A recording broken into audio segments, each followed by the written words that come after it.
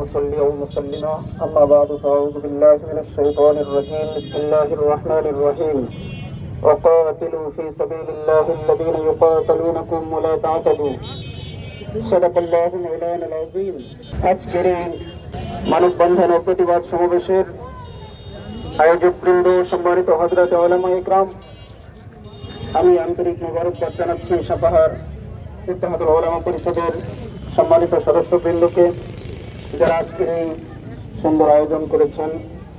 উপস্থিত তাওহীদি জনতা, সাংবাদিক ভাইয়েরা, মিডিয়া কর্মী ভাইয়েরা, কচিকাঁচা বাচ্চারা, আজকে আমরা মাজলুমের পক্ষে দাঁড়িয়েছি, এটাই হলো সবচেয়ে বড় কথা। আপনারা জানেন, দ্বিতীয় বিশ্বযুদ্ধের পর থেকে নিয়ে এই বিস্ফোরণ ইহুদি ইসরায়েলিদেরকে ফিলিস্তিনিদের আবাসভূমিতে জায়গা দেওয়া হয়েছিল।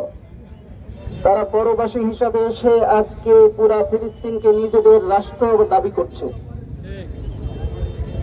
তাই আমি 57টি মুসলিম রাষ্ট্রের রাষ্ট্রপ্রধানদেরকে আজকের এই সমাবেশ থেকে উদাত্ত আহ্বান জানাতে চাই, আপনারা প্রতিটি রাষ্ট্র থেকে 10,000 জন মানুষকে তৈরি করেন আল-আকসা স্বাধীন করার জন্য।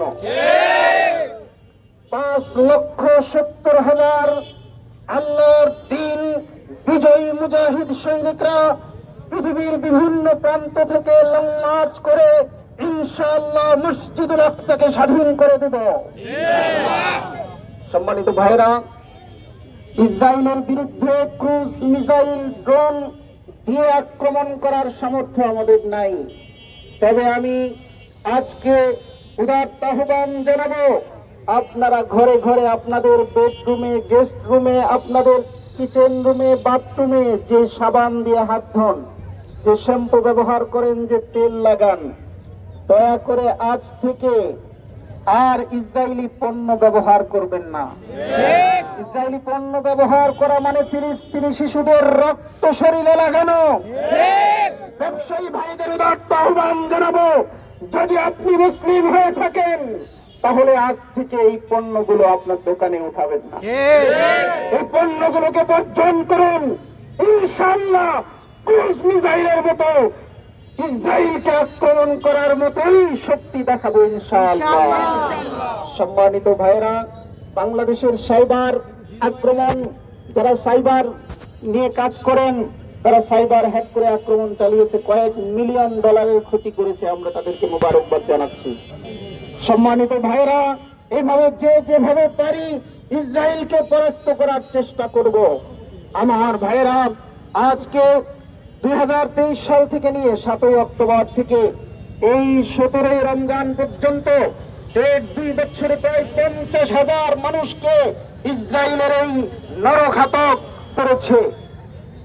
বিগত 17 তারিখে 500-র উপরে শিশু নারীকে হত্যা করেছে।